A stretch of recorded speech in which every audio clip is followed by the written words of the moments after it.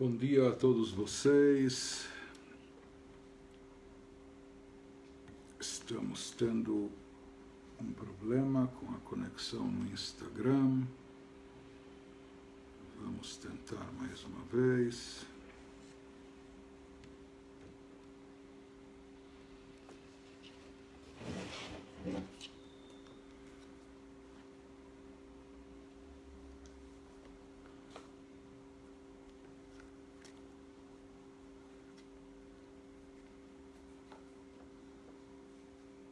Só mais um instante.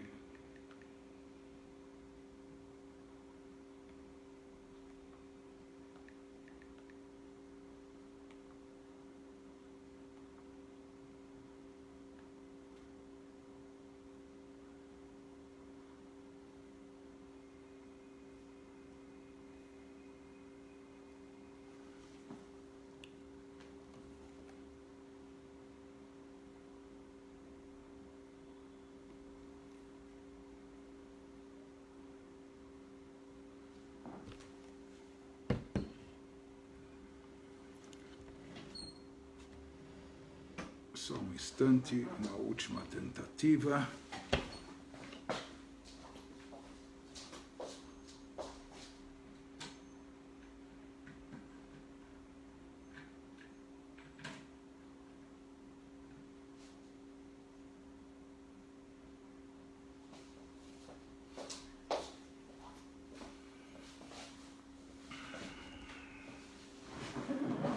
Muito bem.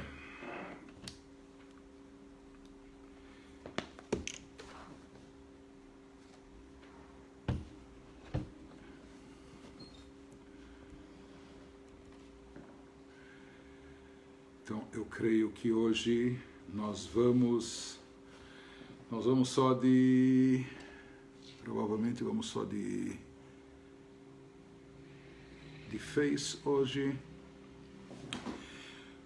Mas, então, vamos continuar o nosso estudo sobre o significado místico da festa de Sukkot.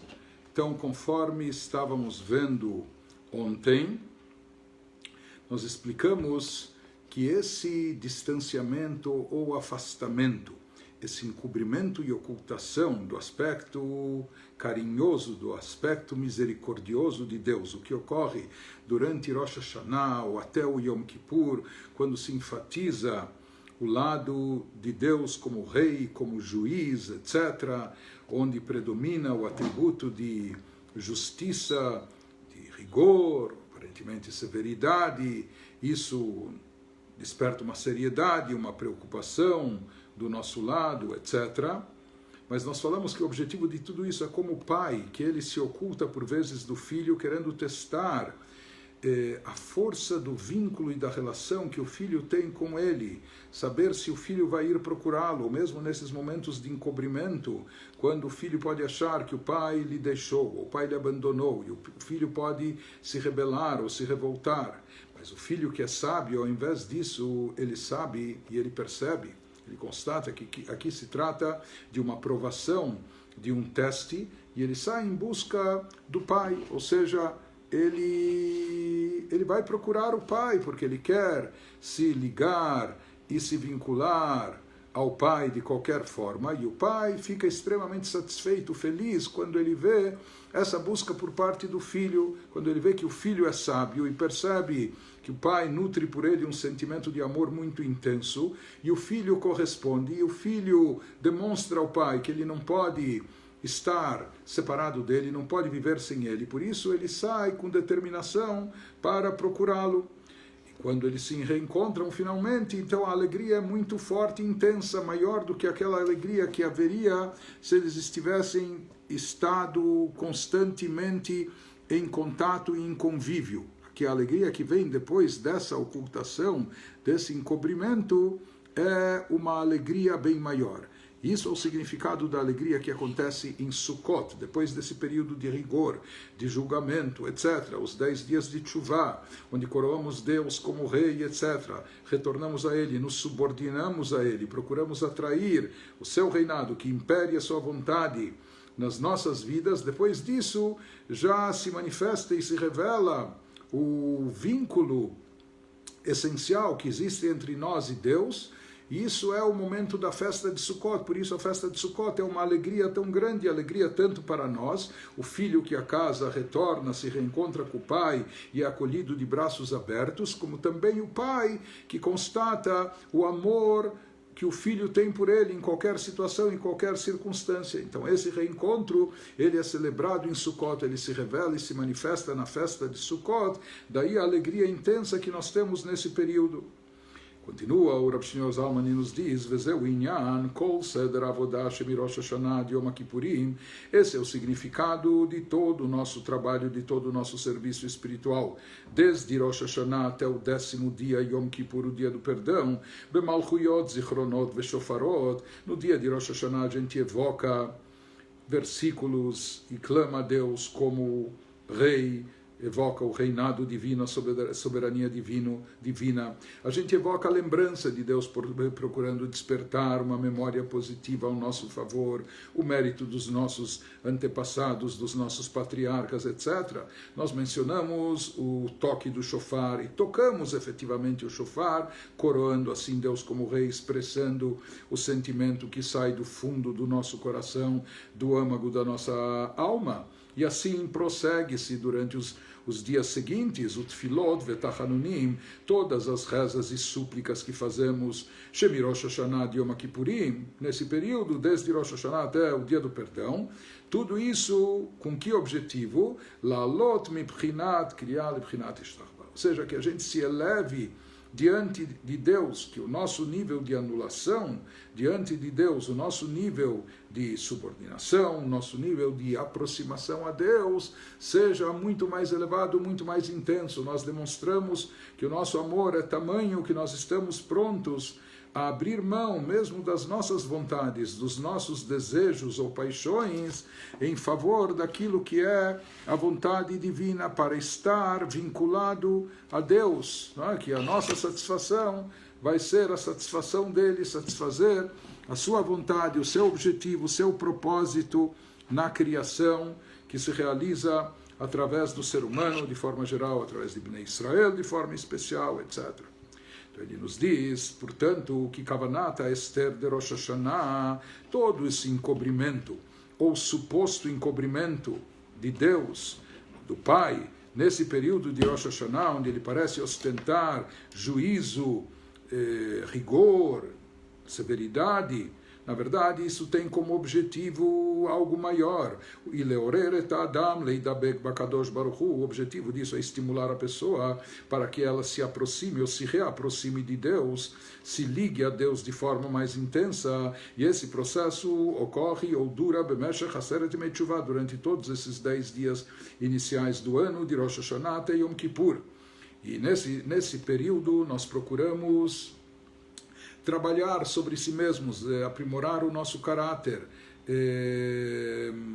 aperfeiçoar nossas virtudes, né? Nossos traços de caráter, nossas virtudes de caráter. Procuramos nos aproximar a Deus, bechol pnimiut levavo, do fundo do nosso coração, de forma sincera, de forma genuína.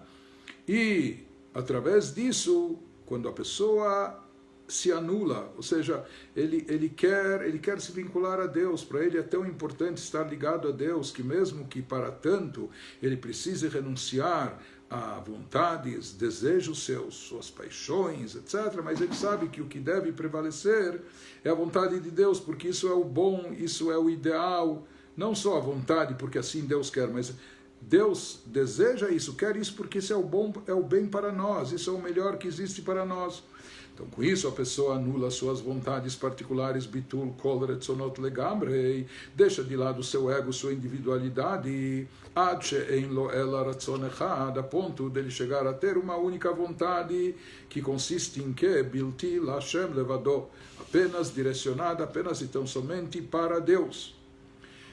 E quando a pessoa realiza esse trabalho nesses 10 dias de Teshuvah, 10 dias iniciais do ano, culminando quando chega o 10º dia, o dia do perdão, Mitgale Beyom Kippurim Pnimiut Retzono ve'ahavato yitbarach, quando a gente vai trabalhando sobre si, escavando na profundidade do nosso ser, revelando a essência da nossa alma, estimulando a manifestação daquilo que está no fundo do nosso coração, que é esse desejo de estar vinculado a Deus, etc.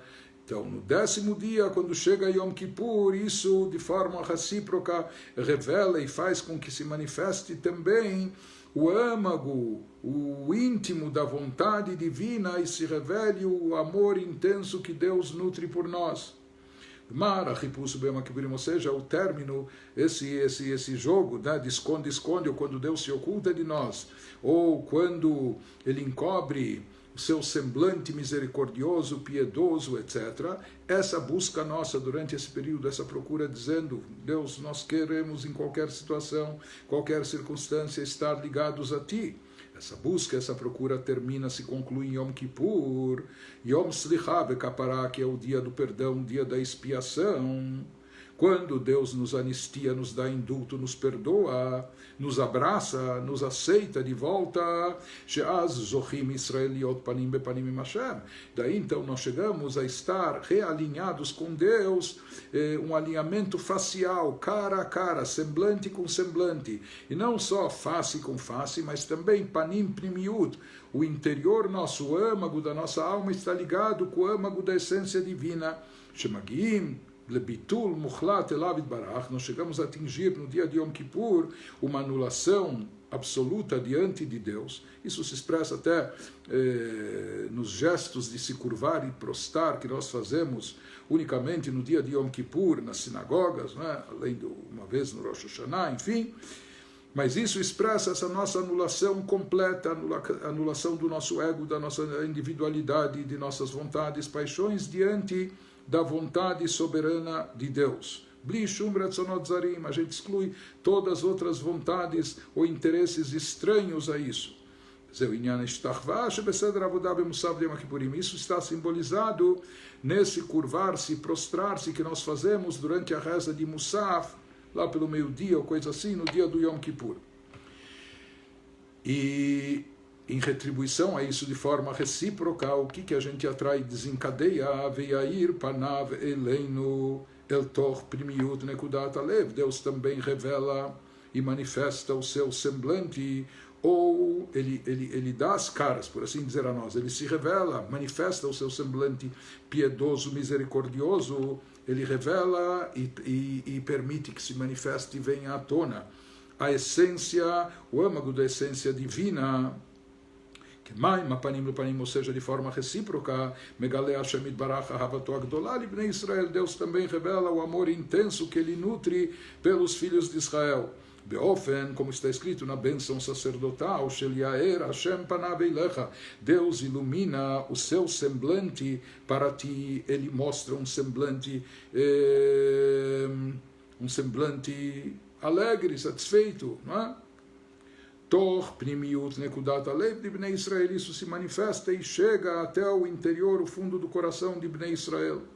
Conforme dizem as palavras do salmista no Salmo de número 27, que nós recitamos durante todo esse período, Lecha amar libi bakshu panai, para mim, diz o meu coração, eu sinto um estímulo no meu coração, como dizendo, eu sinto que a minha consciência, o meu coração, o meu sentimento está clamando, Bakshu Fanai, está ouvindo Deus dizer, procurem a mim, busquem o meu semblante, busquem a minha essência. E eu correspondo a esse chamado que vem do meu coração, que eu sinto no meu coração, por influência divina, ou seja, disso que Deus emite essa influência através de resplandecer o seu semblante para nós, e eu correspondo a esse chamado, et panecha Hashem abakesh, de fato, eu vou buscar o semblante divino. E aqui, não só semblante, como nós falamos, a palavra panim em hebraico é da raiz da palavra pnimiut, que significa âmago interior, o íntimo da essência. Panecha daika. Sheu bechinat pnimiut ahavato itbarach uretzono itbarach. Eu vou buscar, eu quero me vincular, eu quero descobrir, eu quero perceber, sentir, absorver esse amor divino a nós, a vontade divina que está presente dentro de nós, nas nossas ações positivas, quando nós realizamos a nossa missão, o nosso papel. Isso que ele nos diz, esse é o significado desse salmo que nós recitamos em todo esse período. seja, que aqui existe esse estímulo para buscar o semblante divino, a essência da divindade, de forma interna e profunda. Que zoi nekudat kol avodah b'tkufazô. Se a gente fosse resumir em um ponto, em um objetivo específico, qual é a meta do nosso serviço e trabalho espiritual nesse período, nesses 10 dias importantes de Teshuvah, de volta, retorno, realinhamento, reconciliação, qual é o ponto essencial do nosso serviço espiritual nesse período? Leorer et hakesher apnimi lakadosh baruch hu.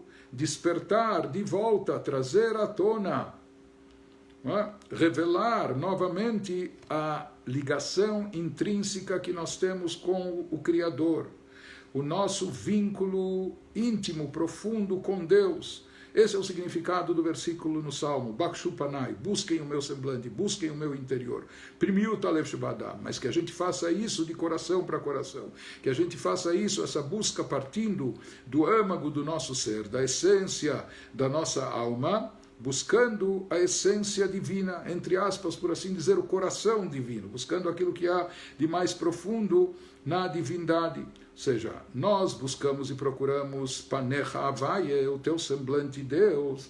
Em outras palavras, Sheia Hava ve'aratzon apnimi shel HaKadosh Baruch Hu Livnei Israel. Nós sabemos, não só acreditamos, mas sabemos que no íntimo, no âmago da essência divina, lá reside um amor e uma vontade muito profunda de Deus para com todos os filhos de Israel. E isso é o que nós buscamos revelar e manifestar durante esses 10 dias, chegando ao ápice no dia de Yom Kippur, quando isso se consolida, esse processo, isso vem à tona. Porém, como nós vamos ver em seguida, isso só vai se revelar efetivamente, só vai se evidenciar durante a festa de Sukkot. Mas no dia de Yom Kippur é quando a gente consolida esse trabalho espiritual. E como nós produzimos, realizamos esse objetivo, através da Teshuvah, através do retorno a Deus, realinhamento, reaproximação, volta a Deus, arrependimento, volta.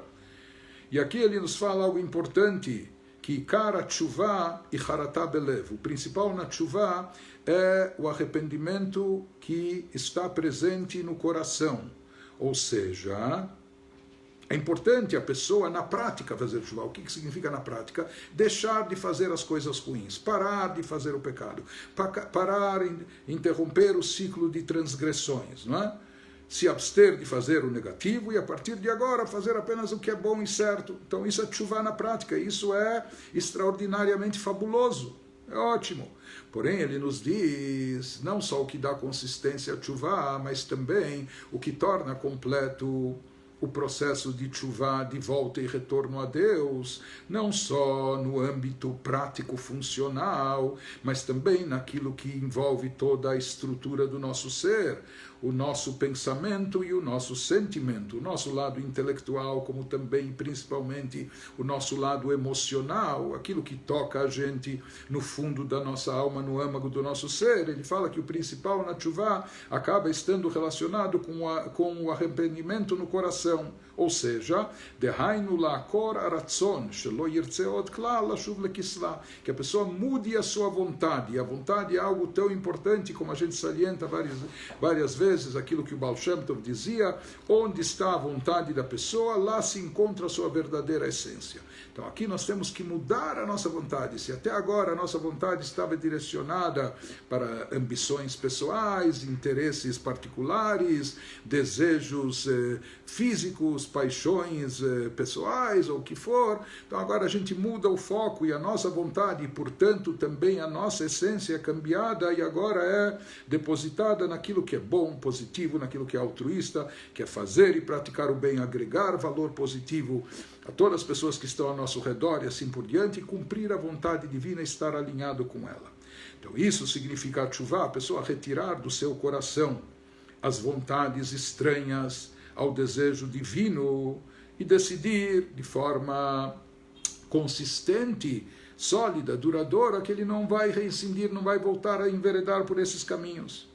Então, essa é a conexão desse assunto, desse processo espiritual com os 10 dias de Teshuvah. São chamados 10 dias de retorno. Assim são chamados os dias entre Rosh Hashanah e Yom Kippur. Daqui a gente entende que a essência, o principal objetivo, o principal serviço a Deus nesse período é fazer, realizar, atingir a tshuva, esse retorno, o reencontro com Deus.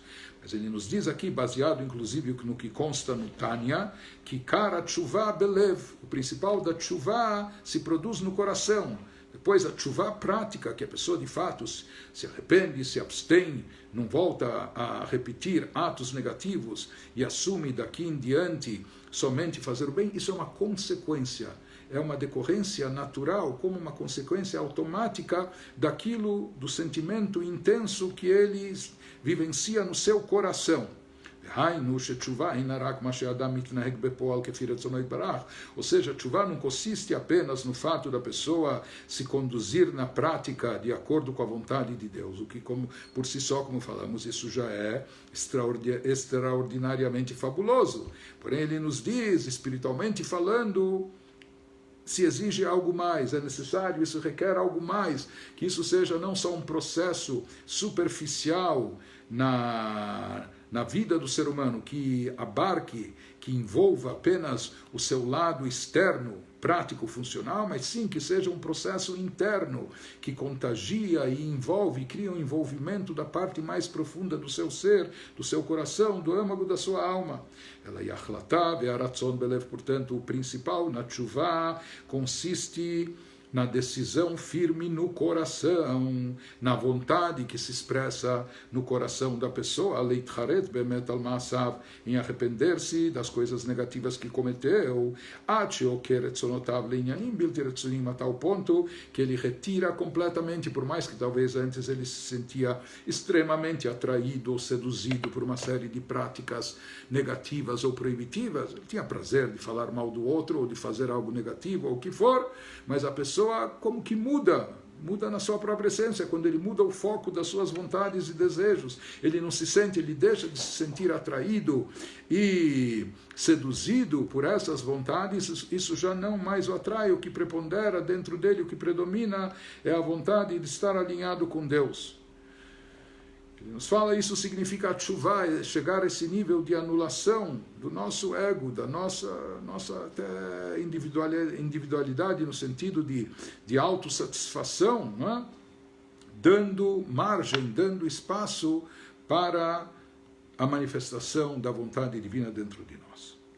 Ele nos diz, quando a pessoa atinge esse na linguagem cabalística do Zohar, com isso ele consegue rechaçar, retirar, afastar de si a Sitra Achra, o lado contrário, o outro lado, o oposto a Kedushá, a santidade. Se até agora ele era um condutor para os assuntos negativos, ele tinha presente dentro de si, ele estava personificando a Sitra Achra, o lado contrário a Kedushá, a santidade, com esse seu arrependimento, com essa guinada que ele dá na sua vida, com essa retirada da sua vontade, portanto, da sua essência, para esses tipos de desejos, e agora canalizando, direcionando sua vontade para o bem, o elevado, o sagrado, a vontade de Hashem. Com isso ele retira, ele expulsa, por assim dizer, a Sitra Achra, esse lado contrário de dentro de si.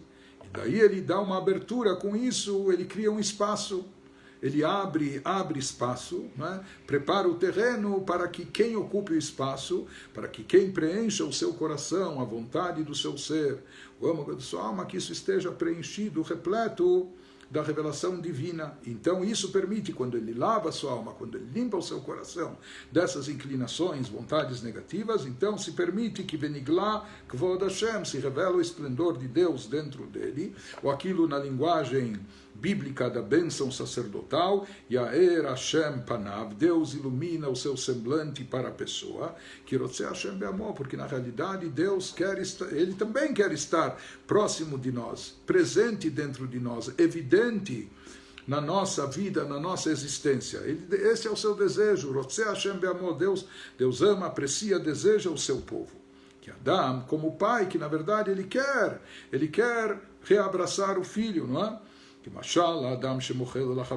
Como ele fala, como exemplo de uma pessoa que foi o outro ofendeu, ultrajou, o que for, mas quando ele percebe que aquele ex-companheiro dele, etc., se arrependeu da sua conduta, vem e pede desculpas, e ele constata que de fato ele está muito profundamente arrependido, e o seu pedido de perdão é sincero. Então, Adam shemochel lachavero, achar shemitcharet, aquela pessoa que acaba perdoando o seu companheiro pelas falhas cometidas, depois que ele constata o arrependimento do seu companheiro,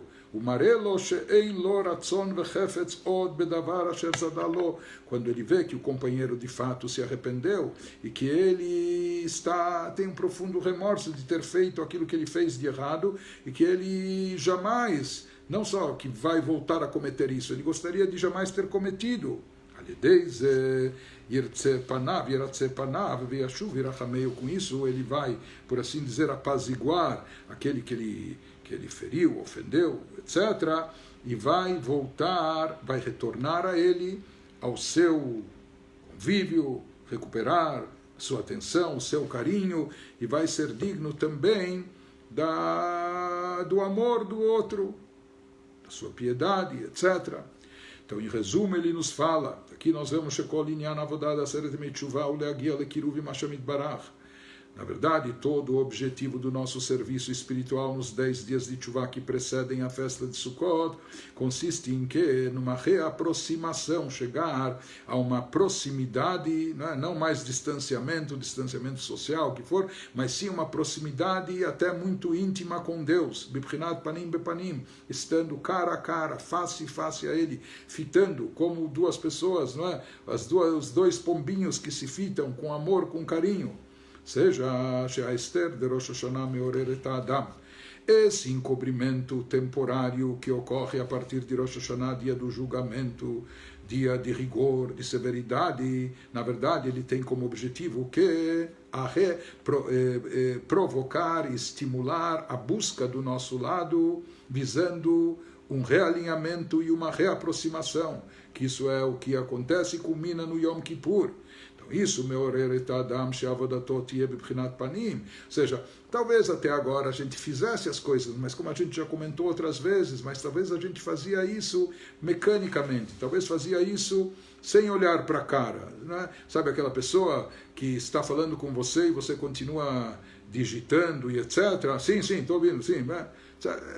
Sabe, se você não dá atenção à pessoa, se você não olha a pessoa nos seus olhos, se você não olha para o seu semblante, isso não é atenção, isso não é carinho, isso não é o kavod, não é a forma respeitosa de lidar com a pessoa. Então, em relação a Deus, às vezes a gente também falha nesse sentido. Talvez até a gente faça as mitzvot, talvez a gente realize os procedimentos rituais, etc., mas às vezes a gente faz isso de forma um pouco mecânica, automática, sem se concentrar. A gente reza pela boca, mas sem o coração. A gente faz as mitzvot, mas sem envolvimento e vibração interior e assim por diante. Então se diz, isso significa se reaproximar, se realinhar. Ou seja, todo esse encobrimento de Deus, da bondade divina em Rosh Hashanah, desperta a pessoa, que a pessoa também dê as caras. Ou seja, que a gente se volte a Deus, não fazendo as coisas dando as costas, ou sem dar importância, mas não, a gente faça isso se concentrando, com intenção, que a gente invista nas coisas boas que a gente deve fazer, no cumprimento de Torah e Mitzvot, que a gente faça isso com todo o âmago, com o fundo do nosso coração. Quando a gente assume essa postura, quando a gente se conscientiza disso, quando a gente se realinha, quando a gente faz teshuvah, isso causa uma reação recíproca por parte de Deus. Deus também se reaproxima de nós. Ou seja, ele é onipresente, ele sempre está próximo de nós, mas quando a gente dá as costas, por assim dizer, ele também dá as costas. Aquilo que a gente comentou, duas pessoas podem estar no mesmo quarto, no mesmo dormitório, mas se uma não olha para a cara da outra, uma não fala com a outra, ou não fala com carinho, atenção, etc., não há distanciamento maior do que esse. Quando nós nos reaproximamos de forma profunda, e intencional a Deus, também se revela essa aproximação por parte dele para conosco. Mitgale lav beofen shel yair panav veilech, Deus também passa a mostrar, iluminar, resplandecer o seu semblante para nós. Betoch primiut nekudat libo, e faz com que esse brilho do seu semblante chegue até o fundo do nosso coração, que a gente sinta, perceba e vivencie isso. Pois ele nos fala, uma vez que nós explicamos até agora, no que consistia o nosso trabalho espiritual durante os 10 dias de Teshuvah, agora ele vai entrar mais no assunto, o que significa Sukkot, portanto, que vem depois desse período intensivo de uma reaproximação, de uma Teshuvah completa. Ele passa agora a nos explicar no que consiste a celebração, a festa de Sukkot, Shei kesimchat ha'avim bno lachrei she'aben matzah et aviv. Isso se equipara à alegria do pai com seu filho, aquele pai que se ocultou temporariamente para testar o filho e ver o quanto o filho está determinado em buscá-lo e procurá-lo, e o filho efetivamente faz isso, de fato ele busca e procura o pai com determinação. Então, o que significa Sukkot? Quando finalmente o filho encontra o pai, se reencontra com o pai, e eles trocam então aquele abraço, Kenyan ben Chacham Yesamachav, como a explicação que nós demos sobre o versículo nos Provérbios do filho sábio, que ele é sábio, tem sabedoria até na sua forma de ser filho. Ele sabe que o pai não o abandonou, que o pai não o deixou, que o pai nutre por ele um amor paternal intenso, muito profundo. E por isso ele não arreda pé em qualquer situação, ele não se revolta, não se rebela contra o pai ou sua ausência, mas ele sai em busca do pai. Ele quer a proximidade e o vínculo com o pai de qualquer jeito, em qualquer situação, de qualquer forma. E ele nos diz, esse é o significado do versículo bíblico que nós encontramos em relação à festa de Sukkot. Diz o versículo bíblico, Kol ha'ezrach be'Israel yeshvu ba'Sukkot. Traduzindo meio que literalmente, seria todo cidadão de Israel deve sentar e habitar na Sukkot, nas cabanas, nas choupanas durante essa semana. Perush ha'ezrach. Só que aqui a Torá utiliza um termo muito raro, que não aparece em outros lugares na Torá. Quando a Torá nos dá comandos para cumprir uma mitzvah, e essa mitzvah se aplica todo o povo de Israel, etc. Essa palavra, esse termo Ezrach, hoje Ezrach é como um cidadão, nós não encontramos isso em outros lugares na Torá. Então ele fala por que justamente aqui em conexão com a festa de Sukkot consta esse termo, ele nos explica o significado mais místico e profundo disso, Perush ha'ezrach mashezoreach umeir be'Israel betoch primiut nekudat alev. Então aqui é uma coisa interessante para você entender muita coisa da parte profunda da Torá, da Kabbalah, na Hassidut. É bom compreender hebraico. Por quê? Porque hebraico é Lashon HaKodesh, o idioma sagrado.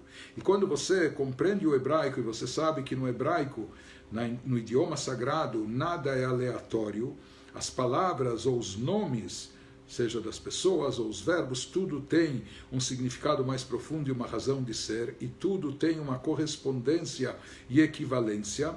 Então, o termo Ezrach, que consta na Torá aqui como todo cidadão em Israel irá sentar na Sukkah durante essa semana, mas a palavra Ezrach vem de Zricha. Quando a gente se refere ao nascer do sol, quando a luz do sol começa a despontar no horizonte, isso é chamado de Zricha. Zrichat HaShemesh, todo dia quando começa, até antes do nascer do sol, quando a luz do sol começa já a brilhar no horizonte. Portanto, esse termo Ha'ezrach, além de cidadão, além da tradução literal, ele contém dentro de si, comporta no hebraico, isso nos dá margem à interpretação mais profunda, aquilo que brilha, aquilo que ilumina.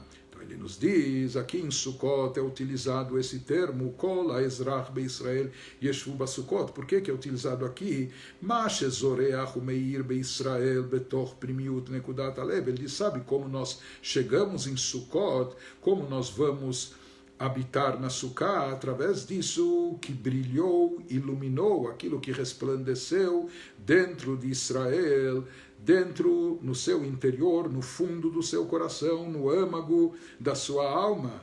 seja que a partir desse trabalho, ou em função desse trabalho espiritual realizado intensivamente nesses 10 dias que precederam 10 dias de Teshuvah, de Rosh Hashanah até Yom Kippur, a gente escavou, tirou as crostas, retirou o lixo, o entulho, etc., permitiu que se revelasse o âmago da nossa alma, o sentimento mais profundo do nosso coração, a vontade de estar ligado e vinculado a Deus. Isso nos fez, e Deus corresponde a isso, não é? Ele também mostra o seu semblante e sua essência, isso cria um efeito, uma sinergia, um efeito recíproco, e isso enche o nosso coração de mais amor e faz o nosso coração, nossa alma brilhar, iluminar, resplandecer. Isso significa Kol HaEzrach. Como nós vamos chegar à festa de Sukkot, que é essa celebração mais intensa de alegria, biblicamente falando, logicamente, tecnicamente falando, a semana mais alegre do calendário judaico, Zman Simchateinu, período de alegria intensa. Como a gente chega nessa alegria? Através desse brilho que se faz sentir, que ilumina o nosso coração, a nossa alma, a nossa vida, a nossa existência, quando a gente percebe a satisfação de se reencontrar com o Pai, de se realinhar com Deus, de resgatar a nossa real identidade, de trazer à tona a essência da nossa alma, que quer sempre estar alinhada com o Criador. Então isso é Kol HaEzrach, aquele que está brilhando, que está iluminado pelo serviço de Teshuvah realizado nos 10 dias que precederam. Com isso, Yeshvu Basukot, com isso nós vamos se assentar na Sukkah, com isso nós vamos assentar esse sentimento dentro de nós, Zman Simchateinu, e isso vai despertar de forma espontânea e natural a nossa grande alegria. Por isso, Sukkot é o período de alegria. A partir, depois desse ocultamento, de encobrimento, agora finalmente procuramos, buscamos, insistimos, até que achamos, encontramos, descobrimos ou redescobrimos. E essa redescoberta, ela tem um gosto especial, e ela tem não só uma sensação, uma impressão maior, mas ela também causa uma alegria mais intensa, a alegria que vem depois da separação, depois do ocultamento. Alidei Hearat Veit Galut Shenitgale Beyom Kippurim Kanal, ou seja, se revela e manifesta aquilo, essa luz que brilhou, essa revelação da chama divina que existe dentro de nós, da centelha divina presente dentro de nós, que se revela no dia de Yom Kippur. Então, essa é a explicação por que essa expressão tão rara é utilizada em conexão a Sukkot, Kol HaEzrach, não só cidadão, mas aquele que vai brilhar, iluminar em Israel, ele vai sentar na Sukkah. E a explicação profunda que nós damos, que aqui é o Ezrach, é aquele que iluminou a sua alma, fez brilhar o seu coração, ele vai conseguir vivenciar, ou naturalmente vai vivenciar a alegria intensa de Sukkot, que é Zman Simchateinu, período da nossa alegria. E essa alegria é decorrente da sua alma, do seu coração, que foi iluminado pela luz divina, com a revelação da luz divina no seu íntimo. Isso que se produziu, culminou no dia do Yom Kippur. Agora ele se adianta e vai nos falar um pouco, além da Sukkah, da cabana, da festa de Sukkot, da alegria de Sukkot, também de uma outra mitzvah que nós temos, como explicamos ontem à noite, uma outra mitzvah característica da festa de Sukkot, que é tomar 4 espécies de plantas e fazer uma brachá, fazer movimentos com elas, não é? Trazendo-as até o coração, enfim, essas plantas, isso é chamado de netilat lulav, é chamado de lulav, a folha de tamareira, porque lulav é o mais comprido, mais alto, maior de todos eles, por isso ele leva o nome do kit, do set, por assim dizer, apesar que o etrog é mais caro, raro e precioso, muito mais do que o próprio lulav. O etrog, aquela fruta cítrica, é especial, mas junto com o lulav são também amarrados naturalmente com folhas do próprio lulav, o hadas e aravá, as 3 folhas no mínimo de mirta e 2 folhas de salgueiro. Nisso consiste uma mitzvah, desde o primeiro dia da festa de Sukkot, e hoje se estende durante a semana de Sukkot, apesar que esse ano, como o primeiro dia cai em Shabbat, vai ficar postergado para o domingo, mas enfim, essa mitzvah de netilat lulav ve'etrog, de tomar as 4 plantas, não é? Plantas, ou a fruta, o etrog, 3 em uma mão, lulav, hadas e aravá em uma mão, a folha a folha de tamareira, a folha de mirta, as folhas de mirta, as folhas de salgueiro em uma mão, na mão direita, só o canhoto ao contrário, e na esquerda o etrog. Enfim, ele começa a nos explicar o significado mais místico e profundo por trás dessa mitzvah. Ele nos fala, Vezeu gam seder netilat lulav vetrog. Esse é o sod, esse é o mistério, esse é o segredo que há por trás dessa mitzvah de tomar o lulav. Aqui ele vai dar mais ênfase ao lulav, que a brachá é feita sobre ele, asher que deixaram bemitzvotav etzivanu al netilat lulav, porque ele, como falamos, é o maior, o mais alto, etc. E o etrog, que é o mais caro, raro e precioso. Asher kamuvan yeshaychut lemitzvah zu letochen achag.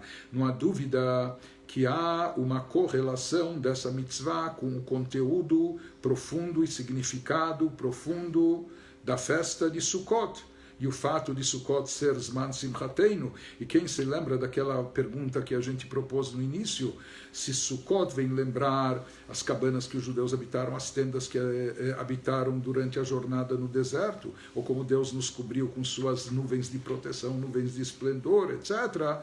Isso não tem uma data específica no ano. Por que se fixou para celebrar justamente nessa época? Nós falamos que essa é uma pergunta clássica, introduzimos isso no início. Então agora nós já entendemos também a resposta para essa questão dentro da parte mais mística da Torá. Sukkot, já que Sukkot está associado com Zman Simchateinu, esse período que a Torá nos prescreve a alegria máxima, isso só pode vir depois do Yom Kippur, depois de Rosh Hashanah e Yom Kippur, depois desses 10 dias intensos de resgate da nossa espiritualidade, de recuperação da nossa identidade espiritual, do nosso judaísmo, da nossa reaproximação com Deus, nosso realinhamento com a vontade divina, depois que a gente esteve afastado, depois que a gente esteve distante. Mas agora isso causou de forma recíproca também, entre aspas, como um distanciamento de Deus, ou seja, que a gente não dava as caras, ele também nos voltava as costas, por assim dizer. Mas depois desse processo de realinhamento, quando a gente percebe que Deus está se ocultando para que a gente vá buscá-lo e procurá-lo, e efetivamente a gente faz isso de forma mais intensa nos 10 dias de Teshuvah, no dia de Yom Kippur, a gente recupera o vínculo, a gente resgata a espiritualidade, a gente recobra o alinhamento, a ligação profunda com Deus. Somente depois disso é que a gente pode se alegrar. Por isso, justamente a celebração da alegria que está expressa em Sukkot é feita depois do Yom Kippur, porque somente quando a gente está de alma lavada, somente quando a gente obteve o perdão, quando a gente se reconciliou com Deus, com Torá e Mitzvot, consigo mesmo, com nossa alma, com a nossa própria essência, aí então a gente está em condições de se alegrar de forma genuína e completa. Então ele nos diz, e isso está relacionado também com o lulav e etrog. Tem que estar relacionado, todas as mitzvot não são aleatórias. Por que a Torá nos prescreveu justo? Por que ela não falou para a gente pegar o lulav e etrog em Pesach? Por que justamente na festa de Sukkot, que vem depois de Rosh Hashanah e Yom Kippur, depois da Teshuvah, por que justo na festa de Sukkot, que é Zman Simchatei, no período da alegria, por que a gente cumpre, nos foi prescrito cumprir também essa mitzvah do lulav e etrog, etc., nos fala,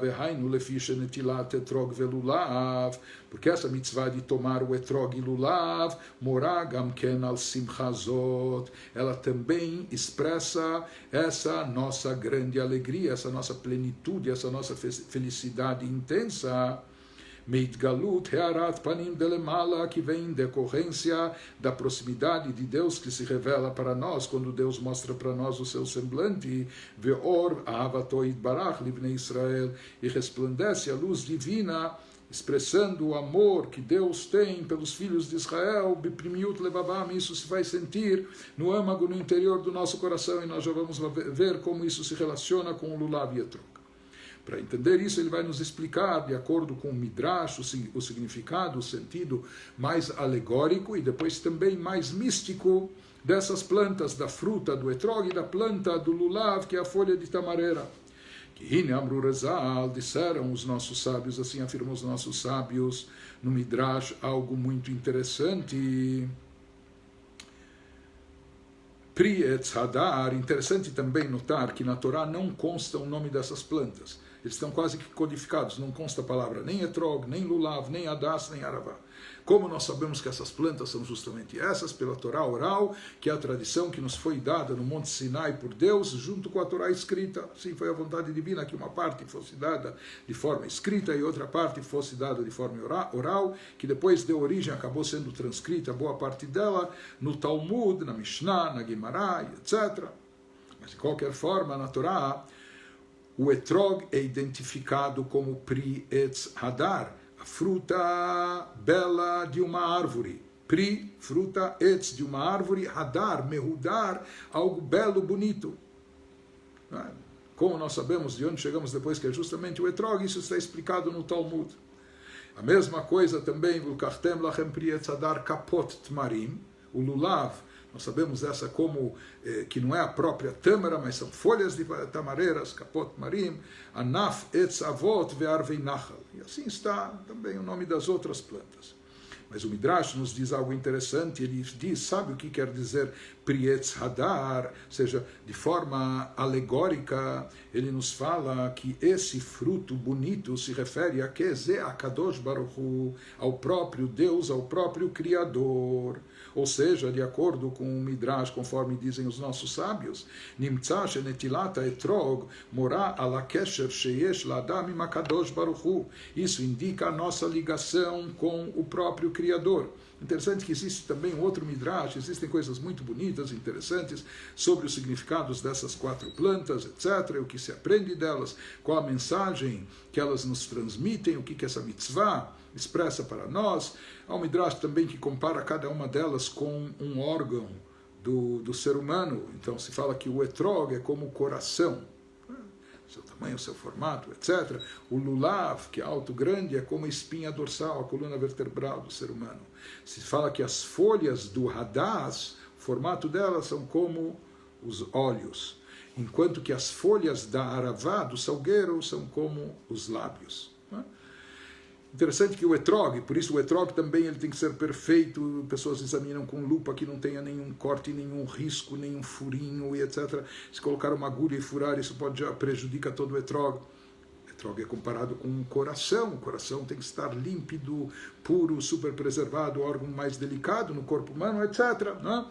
Mas aqui ele nos diz que Pri Etz Hadar, fruto bonito da árvore, equivale a Kadosh Baruch Hu, a Deus. Em outras palavras, como se fosse o coração divino voltado a nós. Ou seja, quando nós tomamos o etrog, depois ele continua o Midrash também associando as outras plantas com o divino, com o próprio Deus. Em outras palavras, nós vamos ver quando nós fazemos movimentos, primeiro afastamos, depois trazemos até o nosso peito, até o nosso coração. Então, quando fazemos netilat, lulav e etrog, aproximamos do nosso coração, o que é etrog? É Deus, é divindade. Em outras palavras, com isso nós estamos buscando, procurando a divindade e trazê-la até o nosso interior. Trazê-la de forma profunda, que esteja enraizada, que esteja inculcada dentro do nosso ser. Assim também explicaram esse conceito de Pri Etz Hadar, de uma fruta de árvore bonita, especial. Também explicaram, utilizando o idioma sagrado hebraico, com uma interpretação adicional. A palavra Hadar pode ser traduzida também da palavra dirá. Dirá significa habitação. E, portanto, Pri Etz, o fruto de uma árvore, Hadar Beilano, que habita no seu pé, na sua árvore, durante todo o ano. E se fala que essa é uma característica única, especial, peculiar do etrog, que ele resiste a todas as estações. O etrog permanece no pé, com todas as mudanças climáticas, não só na primavera, no verão, mas também no outono e mesmo no inverno, e ele permanece na árvore, ele resiste a todas as mudanças climáticas, etc. Está sempre habitando, Hadar Beilano, habitando na sua raiz, ligado à sua raiz, habitando na árvore. Esse é mais um comentário, mais uma explicação que nós temos dos nossos sábios do porquê desse nome ou dessa designação na Torá para o etrog. Nos explica agora o sentido mais profundo e místico disso. O que significa isso? Que ele habita sempre no pé, está preso à sua raiz, ele está sempre habitando na árvore. Ele vai nos demonstrar como isso insinua e demonstra o amor profundo que Deus nutre pelos filhos de Israel. Que esse é o motivo da alegria que extravasa em Sukkot depois do restabelecimento das relações íntimas, profundas que conseguimos e conquistamos após 10 dias no dia de Yom Kippur. Ele nos explica, há um outro versículo na Torá que compara o Adam, a pessoa, com a árvore do campo. Assim está escrito na Torá que Adam etz hasadeh, que o ser humano, o sentido literal seria que o ser humano se alimenta, o Adam, o ser humano se alimenta do fruto da árvore do campo. Portanto, o ser humano ele é alimentado, ele vem da árvore do campo. Mas literalmente aqui se fala que o ser humano é comparado, é igualado à árvore do campo, é como se ele fosse uma árvore do campo. Mais do que isso, por que o ser humano é chamado de Adam? Em português se traduz Adão, mas se fala, ele é chamado de Adam, de um versículo que é trazido em Yov, no livro de Jó, Edamé leelion. Adam vem da palavra domé. Domé em hebraico significa parecido, semelhante. Por que ele é chamado o ser humano de Adam? Porque Adamé leelion, ele tem que almejar, se assemelhar, se parecer com o seu Criador. E de fato o ser humano foi criado à imagem de Deus. Alguns dizem que a imagem de Deus no ser humano não é expressão corpórea, etc. Que a imagem de Deus no ser humano está representada, significa o livre-arbítrio que nos foi dado, que apenas Deus e o ser humano têm o livre-arbítrio para escolher. Mas, de qualquer forma, nós vemos daqui, o ser humano foi criado à semelhança de Deus. Ele tem que se aproximar de Deus no sentido de emular a Deus, imitar a Deus nas suas condutas, na conduta piedosa, bondosa, nas boas ações positivas, etc. E, no fundo, Deus também é chamado de Adam. Na visão da carruagem, aquele conceito cabalístico que nós temos na profecia de Ezequiel, se vê uma carruagem e animais ou aves, com tudo que representa e tudo que simboliza, puxando essa carruagem. Isso tem vários significados esotéricos, místicos na Kabbalah. Se fala que sobre essa carruagem, que se sobre o trono dela, Admut Kemare Adam, há como a aparência lá de algo semelhante a Adam. Não é um ser humano, mas se fala misticamente que isso se refere a Deus. Que Deus também é chamado na Kabbalah de Adam Ha'elyon, o ser superior. Então aqui vinculando tudo isso, tentando costurar todas essas ideias, nós falamos que Adam etz hasadeh, o Adam, o ser, é comparado à árvore do campo. Então ele nos explica da forma mais profunda e mística, a Perush, Adam ze Akadosh Baruch Hu. Adam aqui se refere não só ao ser humano, mas Adam Elion, ao ser superior, a Deus. Como está escrito na visão da carruagem, na visão profética de Ezequiel, que ele contemplou e viu Ve'al Dmut Akiseh, sobre o trono, Dmut Kemare Adam, uma imagem semelhante, parecida como Mare Adam, como a visão de um ser, de um homem, mas aqui não era um homem, era uma visão aproximada do divino. Ou seja, daqui a gente aprende do versículo que fala que Adam, o termo Adam se refere não só ao ser humano, mas ao ser, e ao ser superior a Deus, que Adam etz hasadeh, se fala quando o ser superior é comparado à árvore do campo. O que isso quer nos dizer? Isso está relacionado, de acordo com a Kabbalah, com o conceito da árvore da vida, que nós encontramos originalmente no Gan Eden, no paraíso, a árvore do conhecimento, a árvore da vida. A árvore da vida significa a fonte de vitalidade e energia para todo o mundo e todas as criaturas.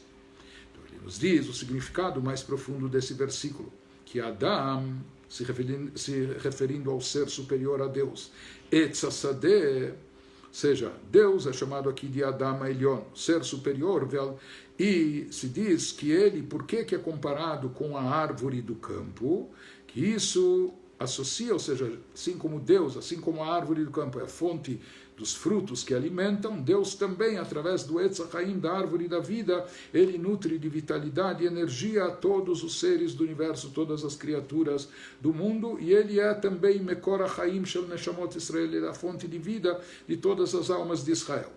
Se fala o etrog, o que simboliza o etrog é aquela fruta que está sempre no pé, que está sempre na árvore, ela não cai com o vento ou com a chuva e etc.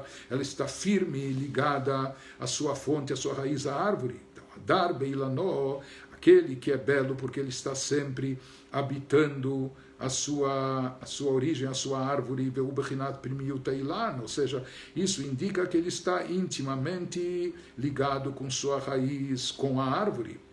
Fala isso que o etrog é chamado de Hadar, aquele que habita. Hadar significa não só bonito, caprichado, por isso o Hadar, o etrog é o mais bonito de todas as espécies, mas também o mais caro, mais caprichado.